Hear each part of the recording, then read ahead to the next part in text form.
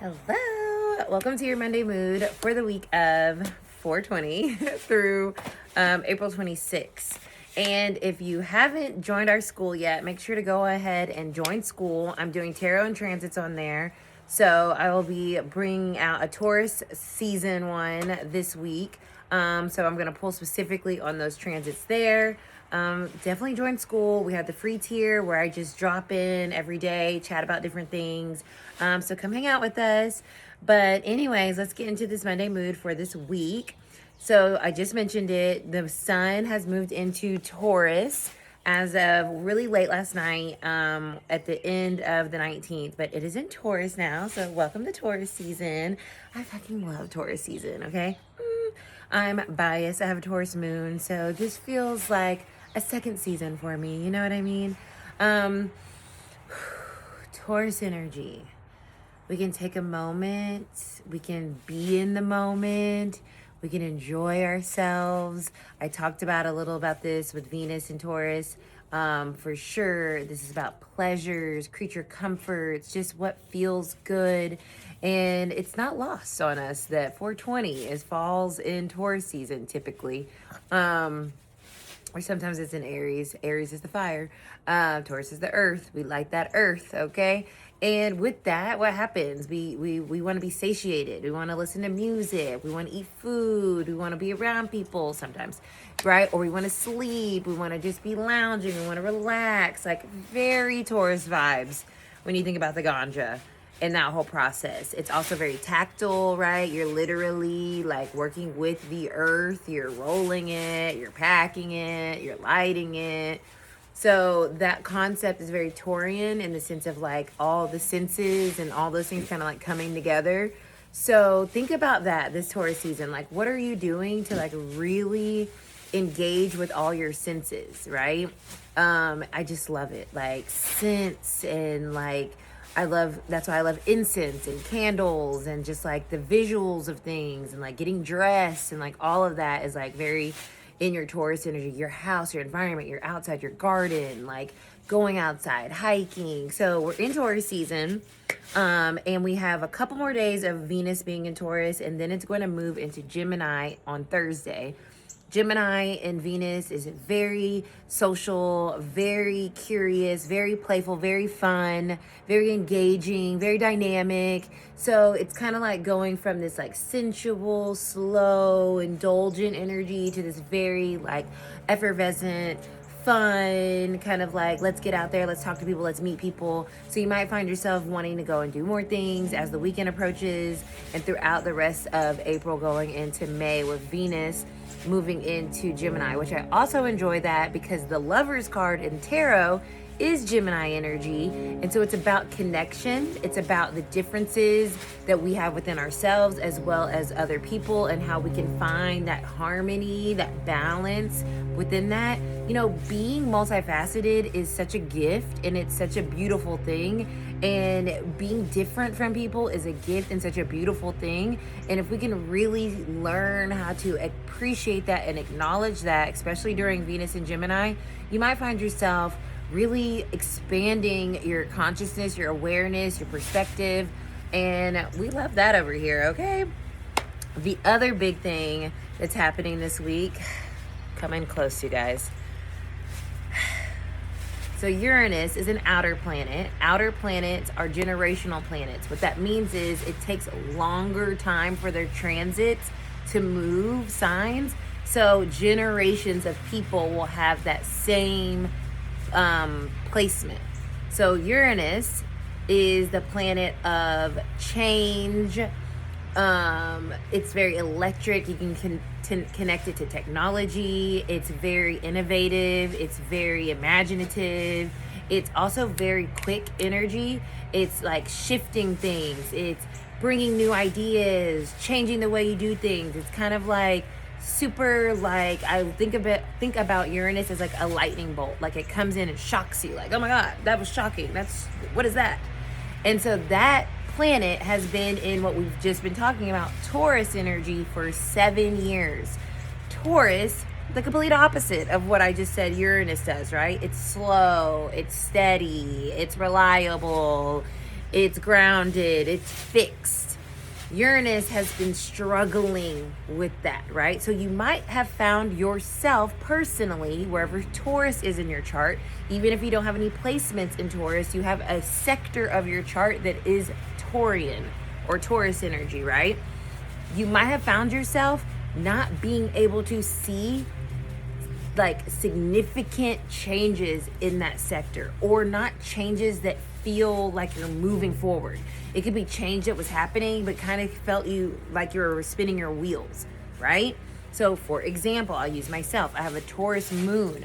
Moon is how you connect with people, right? The past 7 years, sure, connections have come and gone, right? But they've come and gone, and it's been very disruptive to my what I want.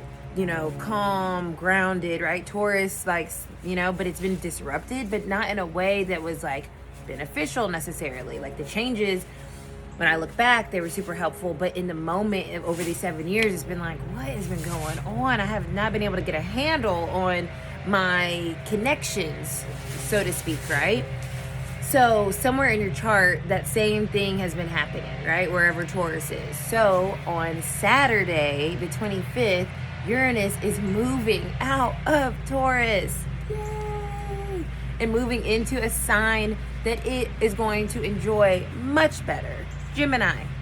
I just talked about Gemini. Effervescent, fun, playful, all this information. Uranus, the lightning bolt. Oh my God, I know what to do with that. This. So we will start to see on a collective level, lots of changes start happening. We're already seeing them, but they're going to start to happen quicker. And then on an individual level, you might find yourself finally getting free, especially where Gemini is in your chart. I'll use myself again. It lands in my 10th and 11th house. So changes with my career, changes with my social groups, like who I'm connecting with, things starting to actually change when it comes to my hopes and my dreams, my plans, my future. Like I'm going to probably start to see those happening quickly now, because it's going to move out of that Taurus energy that's been very fixed and kind of disruptive, but in a very not moving forward way, a stagnant way. Now we have this change that gets to occur, and we move the energy because Gemini is an air sign, so it's going to allow things to move. So that's going to be really exciting. I'm going to definitely talk about that in tarot and transits as well. So let's get into the tarot. I'm very excited for this week, y'all. You can probably tell my energy is like very, it's like that Gemini. It's already creeping in for me. Yeah, I'm looking forward to it. I think we all should be looking forward to it. Now, I will tell you a little tidbit. That orange man, he's got a really interesting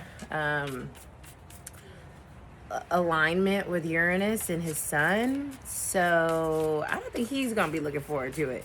I wouldn't be surprised if something unexpected Uranus happened to that man once that planetary movement happens. Because, yeah.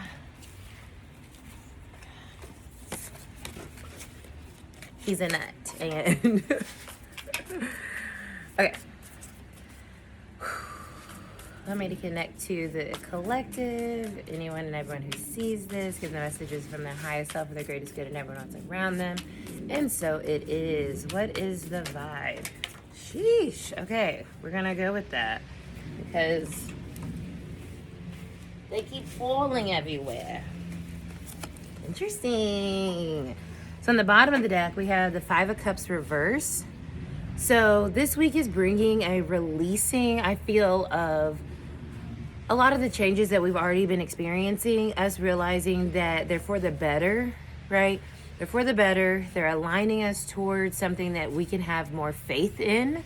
And change is good. You know, it may be difficult, but change ultimately is inevitable. And a lot of times it is the change that is necessary. And sometimes Spirit, God, Source, the universe creates that change for us because we're too stubborn as ego humans to do it ourselves. So this week, I feel like we're going to be realizing a lot of the changes that have been happening are for our highest self and our highest path. And we're going to start to realize, like, okay, I have faith and hope that things are actually improving. And then we have the Four of Wands and the Queen of Swords that came out here. So the Queen of Swords, this is that Gemini energy that we're going to be moving into. Very discerning, very conscious, very aware, very communicative about what our needs are, and asking questions and figuring things out and getting answers, and kind of like owning our vision, and really like, this is who I am, this is what I need to talk about, this is what I need to create, this is what I need to take action on in order to have what I need. Okay, so the Queen of Swords, she gets to business. Okay, she does what needs to be done, and she says what needs to be said, and she creates the path forward, right? The strategy. So it's also the Queen, so it's still a very intuitive energy, but it's like using our intuition with the understanding of our emotional state of like, okay, emotionally, I understand why this had to happen. Now that this has happened and this is my new reality, how am I working with creating my path forward? How am I being discerning and filtering through the information that's coming into my life in a way that's going to best suit me, that's closest to who I truly am and what I really need?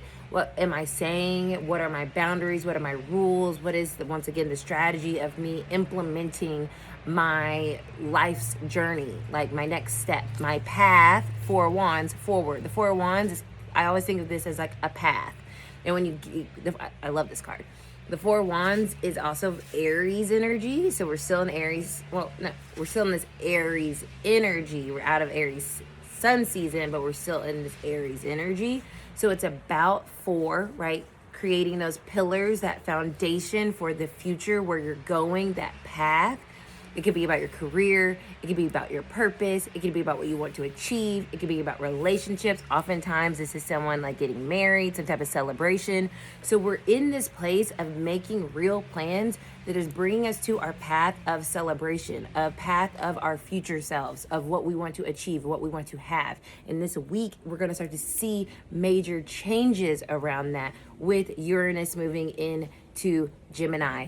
And this is significant because this is going to start to help us understand ourselves as we are now, and how that future person is being cultivated with this new path that we're on. So that is your Monday mood. I hope that was helpful. See you next week, and blessings. Bye.